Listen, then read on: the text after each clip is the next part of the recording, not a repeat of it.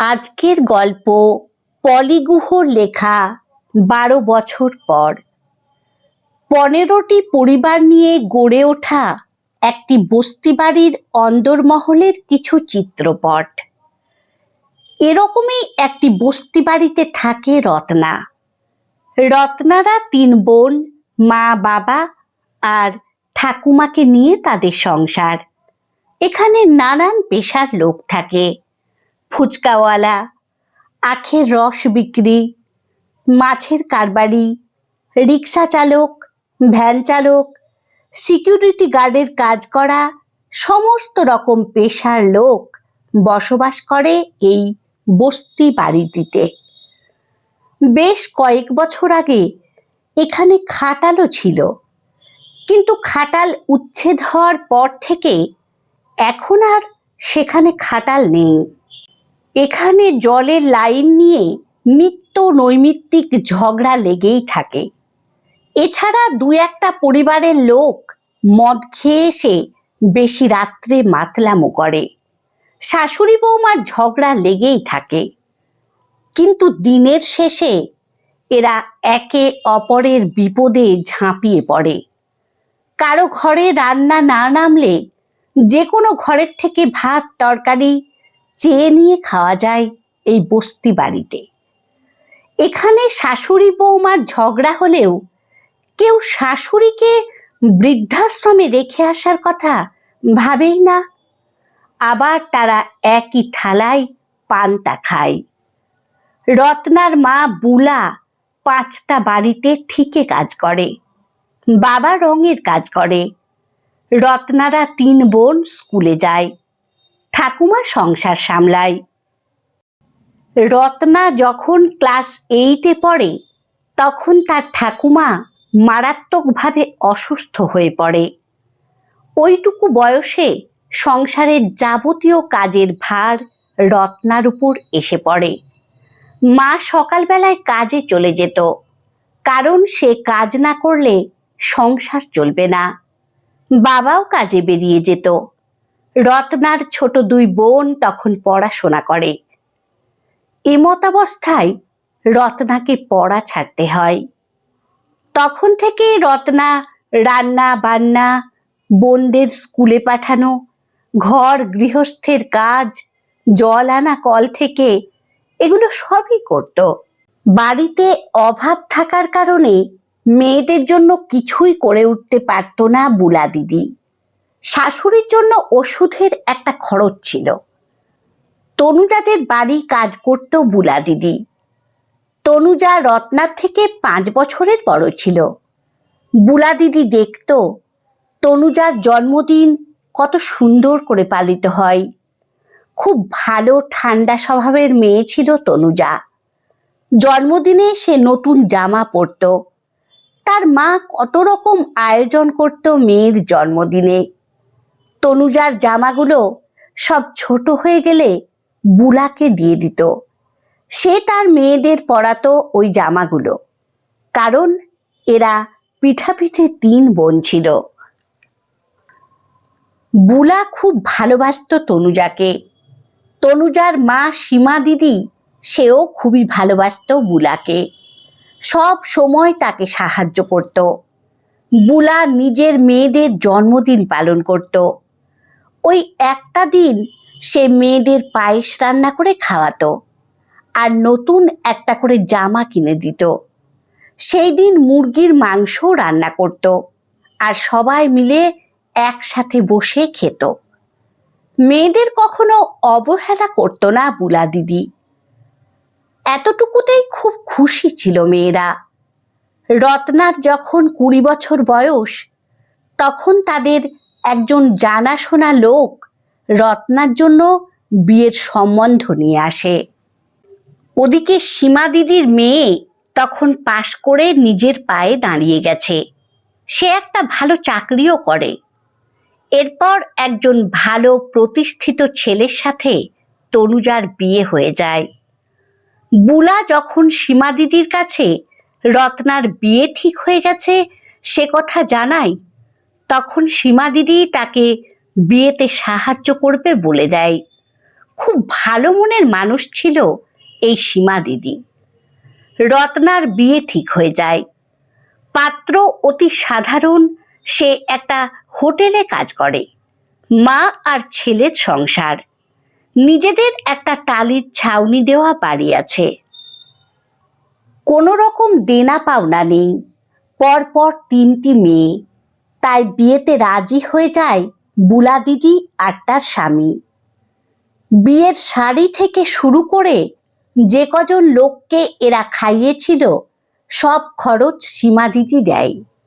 বিয়ে হয়ে শ্বশুরবাড়ি চলে আসে রত্না। কিন্তু রত্না দেখে মা আর ছেলে সংসার, শাশুড়ি মা তাও সধবার মতন থাকেন।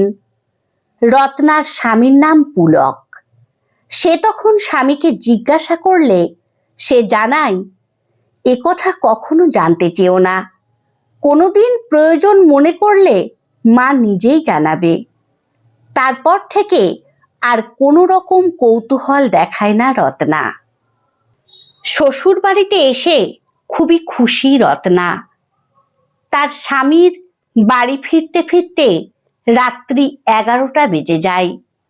তাও সে অপেক্ষা করে থাকে স্বামীর পথ চেয়ে।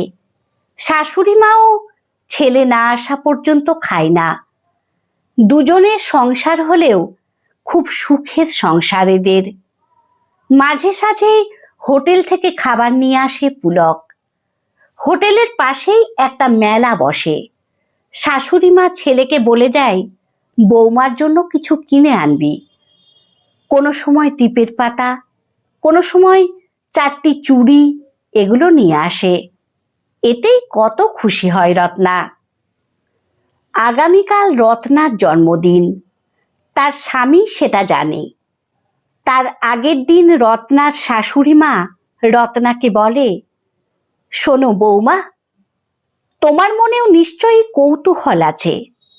তোমার শ্বশুর মশাই না থাকা সত্ত্বেও কেন আমি শাঁখা সিঁদুর কোনো কিছুই ত্যাগ করিনি।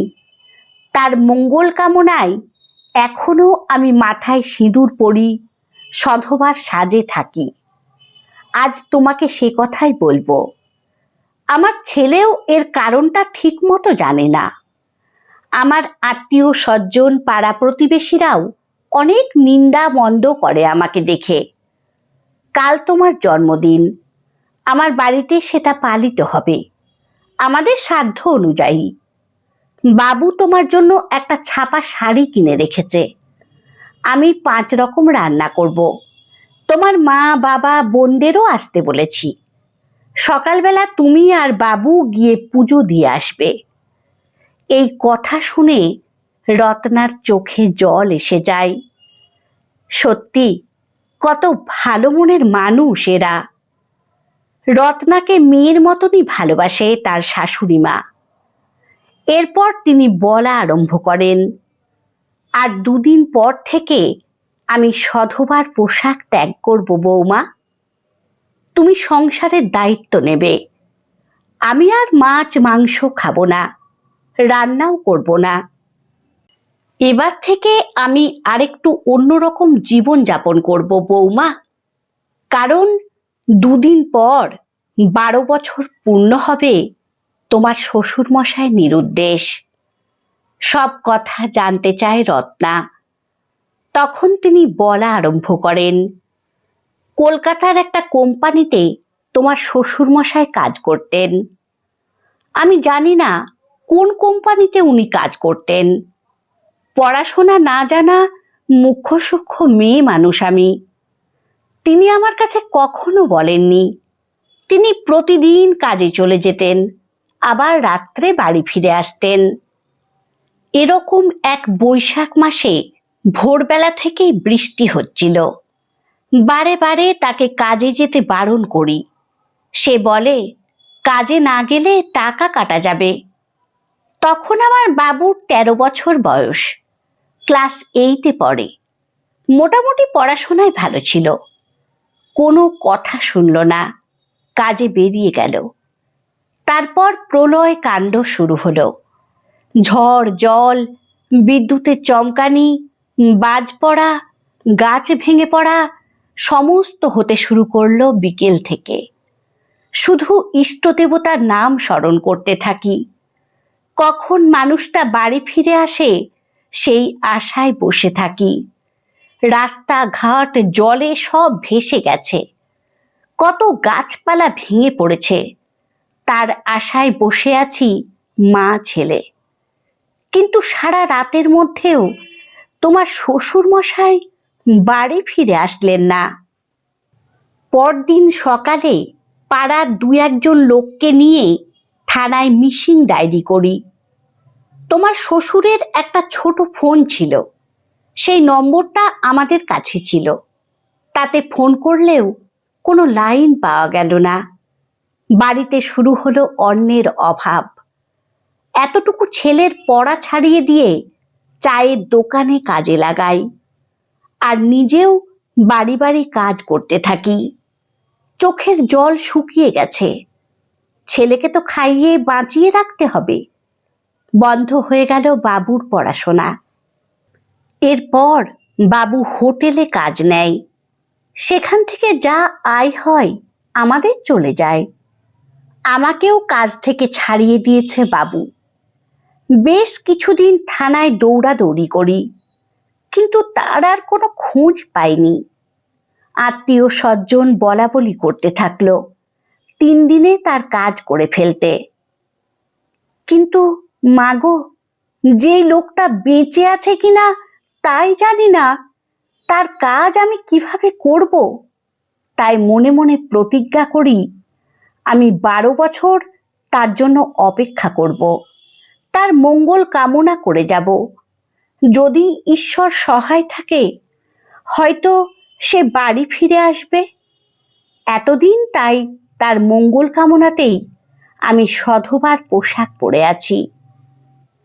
ছেলে বৌমা দুজনেরই চোখে জল। 2 দিন পর থেকে শাশুড়ি বেশভূষা পাল্টে যাবে মানতে পারে না রত্না।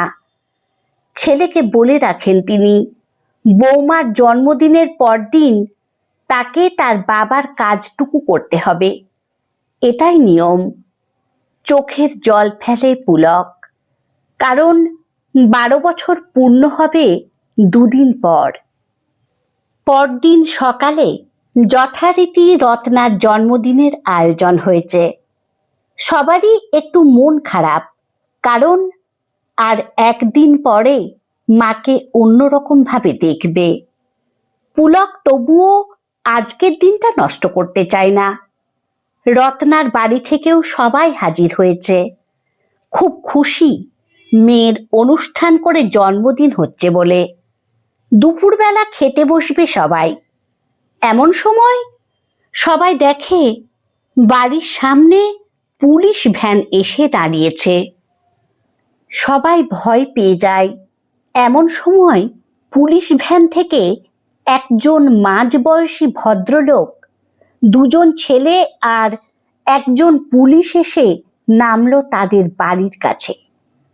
পুলক ভালোভাবে চিনতে না পারলেও তার মা এক দেখাতেই চিনতে পেরে যায় এ তো তার স্বামী।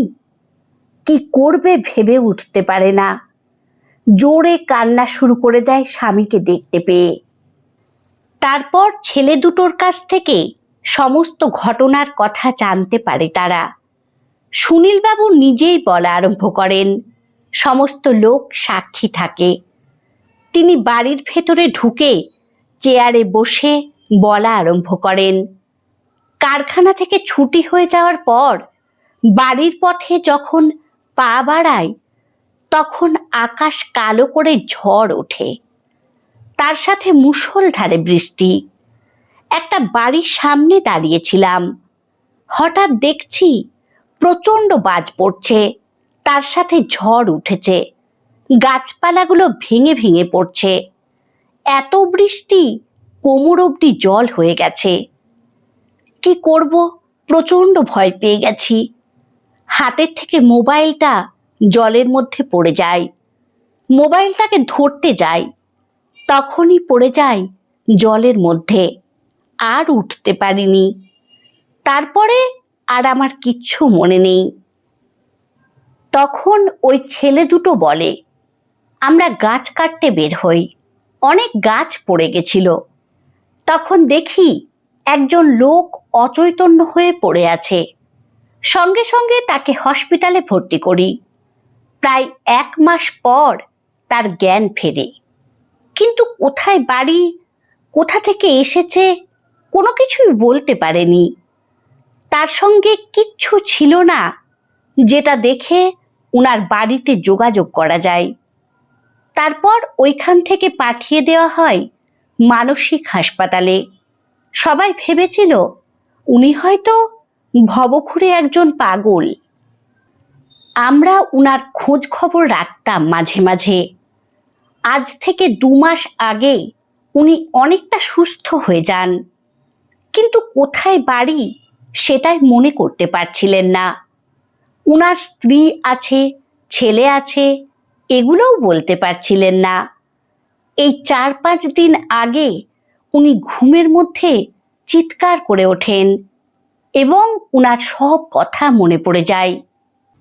কোথায় উনি চাকরি করতেন, কোথায় উনার বাড়ি, ছেলে আছে, স্ত্রী আছে, এবং তখন থেকেই বাড়ি আসার জন্য ছটফট করতে থাকেন। আমরা থানায় যোগাযোগ করি, কিন্তু ছেলের ফোন নাম্বার উনি তো আর জানেন না, কারণ তখন তো উনার ছেলের ফোন ছিল না। তাই ফোনের মারফত যোগাযোগ করতে পারিনি। থানাতে যোগাযোগ করি, কারণ অনেক সময় এদের সব কথা মনে পড়ে গেলেও বাড়ির লোকেরা ফেরত নিতে চায় না। একটা বিরাট বড় ঘটনার সাক্ষী হয়ে থাকলো সবাই। পুলিশ খুব খুশি মনে চলে যায় তাদের বাড়ির লোককে তারা গ্রহণ করেছে বলে। স্বেচ্ছাসেবী সংস্থার ছেলে দুটোকে পুলক আর তার মা না খাইয়ে ফেরত পাঠায় না। ভরা সংসার দেখে আনন্দে আত্মহারা হয়ে যান সুনীলবাবু। রত্নার মা বলেন, দিদি, একটা নতুন শাড়ি পরে আসুন আপনি। আজ 12 বছর পর দাদা আবার আপনাকে সিঁদুর পরিয়ে দেবে। সত্যি আপনার শাঁখা সিঁদুরের জোর আছে দিদি। বৌমাকে বুকে জড়িয়ে ধরে শাশুড়ি মা বলেন, আমার ঘরে লক্ষ্মী এসেছে। এত বছর পর আমার সংসারটা পূর্ণ হলো ওর শ্বশুরমশাই ফিরে আসাতে। সবাই মিলে খুব আনন্দ সহকারে রত্নার জন্মদিন পালন করে। আমার গল্প পাঠ যদি আপনাদের ভালো লেগে থাকে তাহলে লাইক, কমেন্ট ও শেয়ার করে দেবেন। ধন্যবাদ।